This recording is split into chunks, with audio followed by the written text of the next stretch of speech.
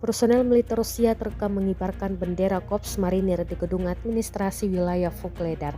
Hal ini disebut menandai satu lagi keberhasilan Rusia di wilayah tersebut. Rekamannya beredar di Telegram pada Jumat 1 November 2024. Dalam keterangan unggahan disebutkan, inilah konsekuensi permusuhan di wilayah Vuhledar. Personel Moskow memasang bendera Korps Marinir Angkatan Bersenjata Rusia di gedung administrasi lokal di bagian selatan pemukiman, menegaskan kendali penuh percaya diri atas bagian desa ini.